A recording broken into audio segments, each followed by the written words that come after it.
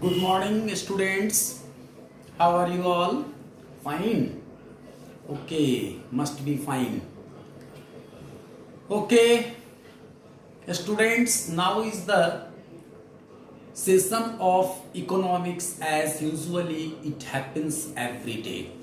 Okay, in the previous 2 or 3 sessions, we have discussed much about the meaning and types of banks, the functions of central bank, the functions of commercial bank. Okay, in yesterday's discussion we came to know that how does a commercial bank accept deposits in different accounts, different terms and conditions. Okay, and a commercial bank, when accepts deposit from the public, then these deposits are also made in different accounts with different nature, with different rates of interest, etc., etc. Okay, but you know,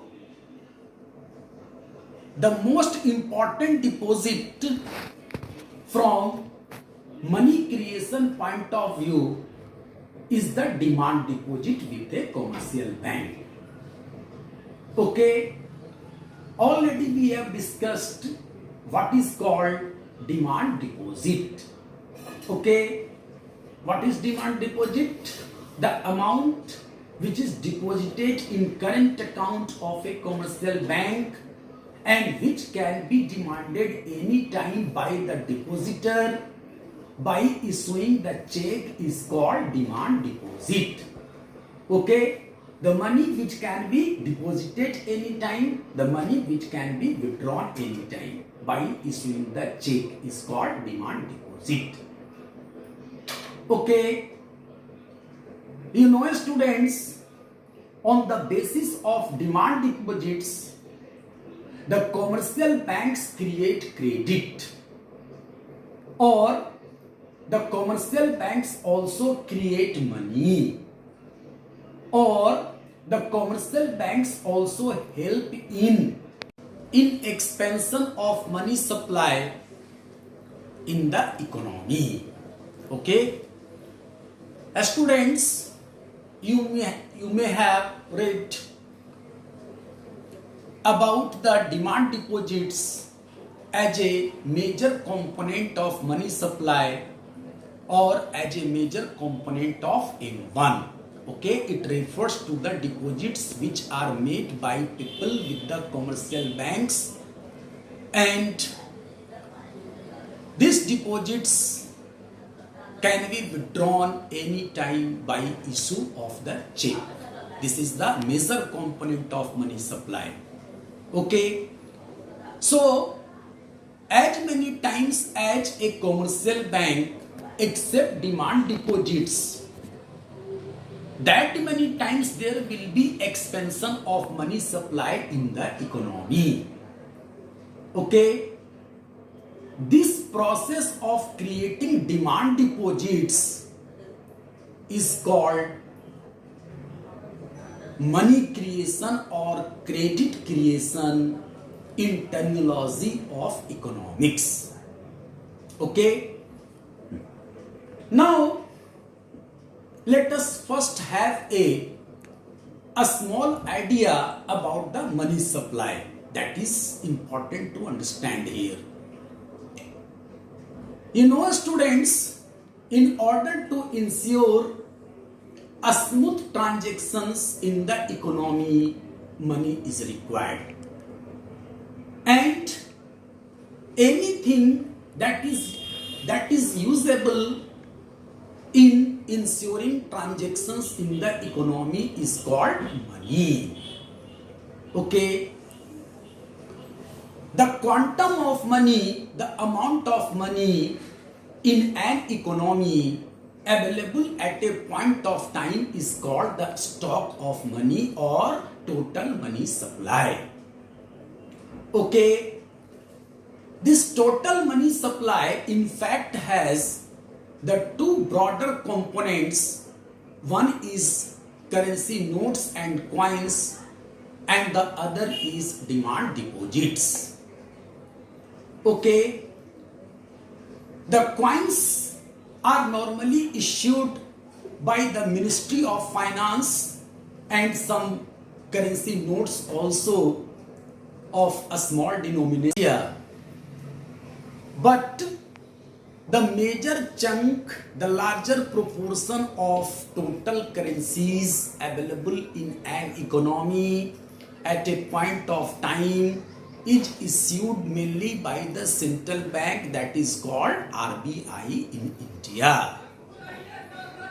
Okay, students, you know about the suppliers of money also, and you must know that the suppliers of money are the government, the central bank and the commercial bank. How is the government supplier of money? Already clear, because it issues the coins and some of the currencies of a small denominations. And how does the central bank supply money? By issuing currency notes.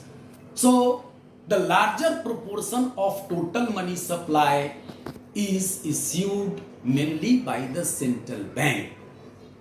And the third supplier of money in an economy is commercial bank, and the commercial bank supplies money in the economy or affects the supply of money in an economy through credit creation. How?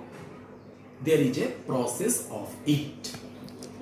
But before going in that process of credit creation, let us first note that the currencies issued by the central bank are called high-powered money, and the credits or demand deposits created by commercial banks are called bank money. Okay,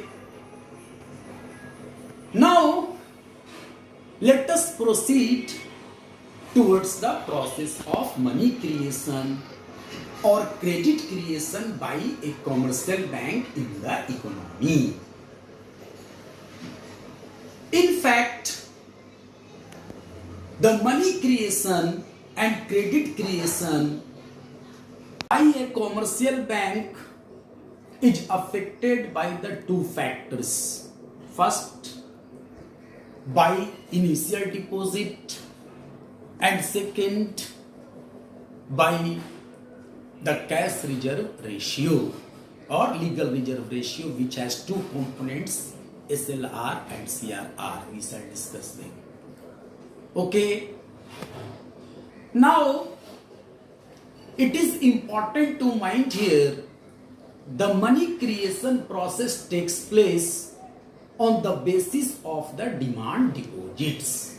Okay, why? Because these are the deposits which can be withdrawn any time by issuing the checks, right? Now, in order to make the process of credit creation simpler, let us assume the entire banking system as one unit, and also assume that all payments and all receipts are made through the route of banking by issuing the checks only. Okay, suppose such a banking system is prevailing, right?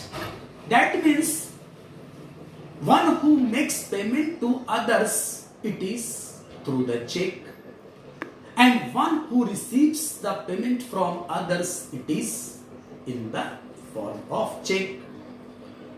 Okay, so you will find that several times these checks are issued by different depositors for payment and these checks are deposited in their accounts and this process continues. Okay, a commercial bank creates deposits, demand deposits by granting the loans. Okay, as we have discussed in the previous topic that the commercial bank's main functions are to accept deposit and to grant the loan. Simply you can understand whatever amount is received by a commercial bank as deposit, the commercial bank does not keep this deposit reserve. Rather, by keeping a part of it as reserve, the remaining part of this deposit is given to others as loan. Clear? And whatever loan is given to others, it is in the form of a demand deposit. Why? Because an account is opened in the name of the borrower and the amount borrowed is transferred to his account, which the borrower can withdraw any time by issue of the check. Clear? So one practice is to accept the deposit and other practice is to grant the loan. Credit creation takes place in between these two. How?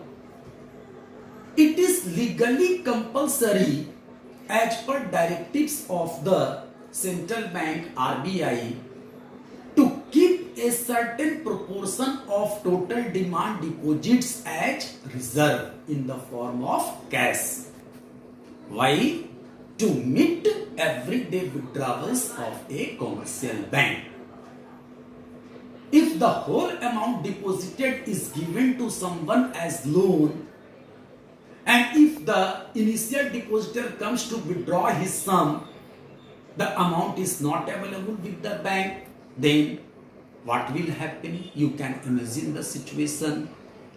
So, the banks must have a minimum reserve of cash always with themselves to meet their withdrawals from the current account.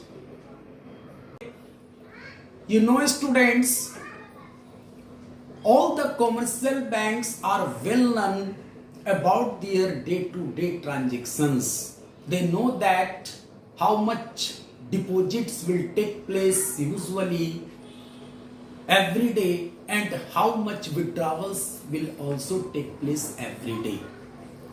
So already the bank is also knowing that all the depositors will not withdraw their amount at a time and at a particular day. Okay? So what happens? A minimum cash reserve is held by the commercial bank so that it can meet its withdrawals liability, its everyday's withdrawals liability. And normally this ratio of reserve is determined, of this cash reserve is determined by the central bank. Okay? Now, take an example to understand this process properly. What happens?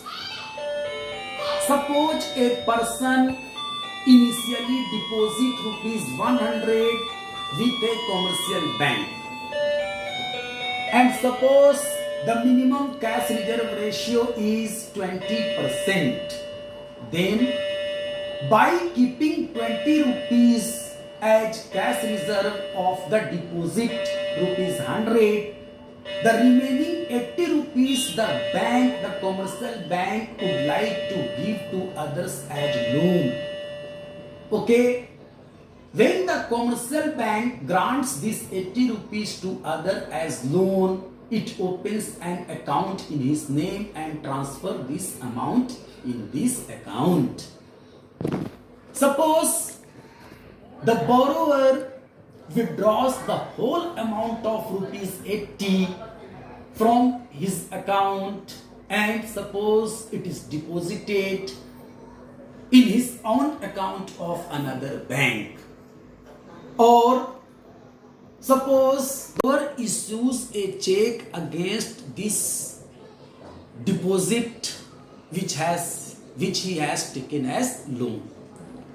Okay, then again this amount of rupees 80 will come into the network of banking system as demand deposit, and this process will continue.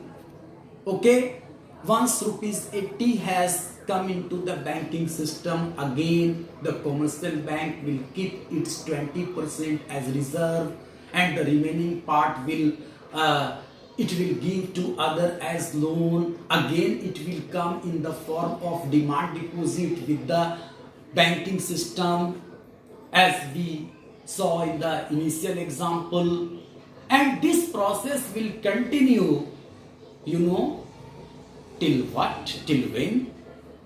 This process will continue till the